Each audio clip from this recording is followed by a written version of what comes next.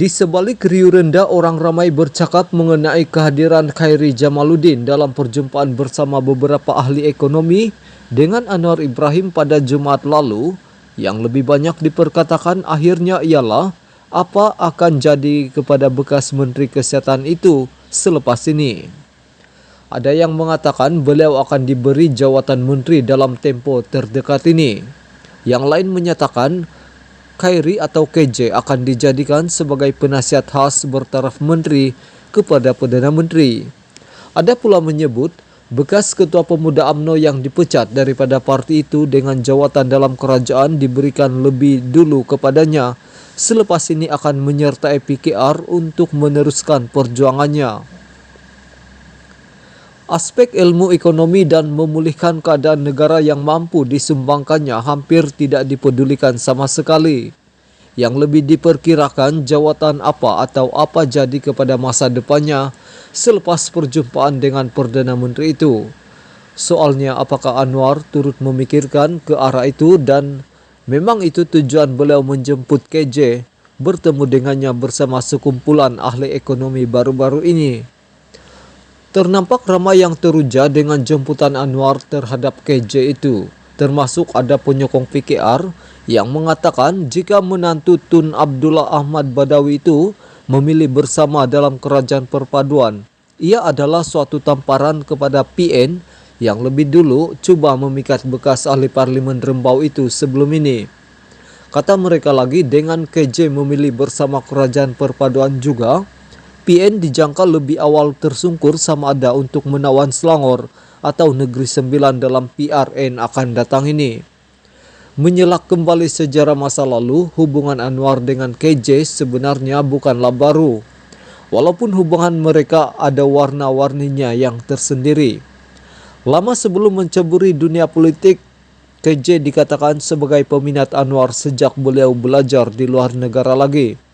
Ketika Anwar dibebaskan daripada penjara pada 2004 melalui keputusan Mahkamah Persekutuan yang mendapatinya tidak bersalah dalam kes liwat 1, KJ yang ketika itu merupakan menantu Tun Abdullah Badawi telah berkunjung ke rumah Anwar di Bukit Damansara berkaitan urusan paspor yang dipohon agar dipercepatkan. Ia bagi tujuan untuk Anwar segera menjalani rawatan tulang belakang di Jerman selepas pembebasannya itu. Sejak itu, selain peranannya mengetuai apa yang disebut sebagai budak-budak tingkatan 4 menjadi bualan, nama KJ terus sangat diperkatakan berhubung pengaruhnya dalam kerajaan, sambil beliau sendiri terus meniti tangga demi tangga dalam karier politiknya bersama UMNO.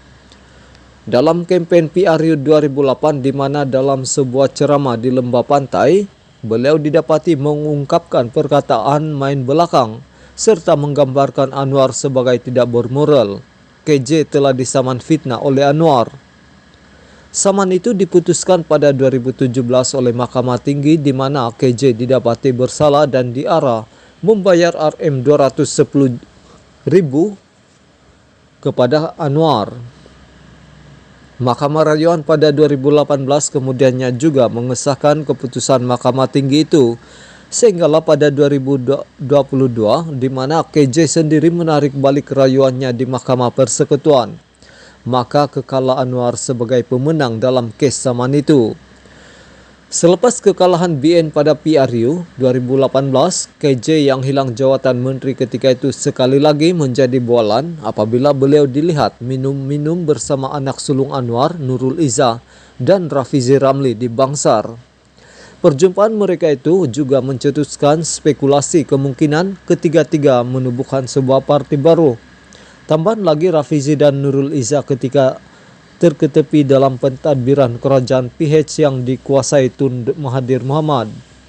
Bagaimanapun semua itu tidak menjadi kenyataan di mana KJ akhirnya kekal bersama UMNO manakala Rafizi dan Nurul Izzah tetap setia bersama PKR. KJ pula selepas langkah Sheraton pada 2020 turut beroleh jawatan menteri bermula di era Mahyadin Madiasin dan kemudian dibawa Ismail Sabri Yaakob. Selepas kalah di Sungai Buloh pada PRU 15 dan dipecat daripada UMNO kerana dilihat sebagai ancaman kepada Zaid Hamidi, Seterusnya menjadi penyampai radio Hot FM dan mempopulerkan dirinya melalui podcast Keluar Sekejap dengan mengulas pelbagai isu semasa dalam negara. KJ pada hakikatnya tidak membiarkan dirinya tenggelam dalam arus politik negara. Lantaran ada harga pada dirinya, beliau cuba dipikat oleh Bersatu dan PN untuk menyertai parti itu dengan dijanjikan sebagai calon dalam PRN akan datang. Walau bertemu beberapa kali dengan Mahyadin, tetapi KJ tidak membuat sebarang keputusan.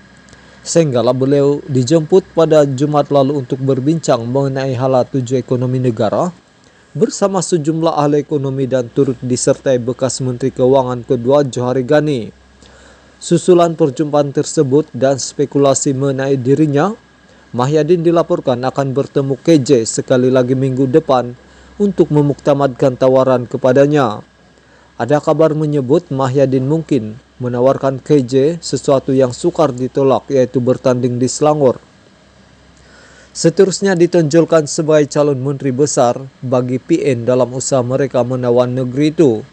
Pokoknya terutama selepas berjumpa Anwar Jumat lalu, harga KJ semakin mahal sekarang ini dan PH serta PN seolah-olah saling berebut dirinya.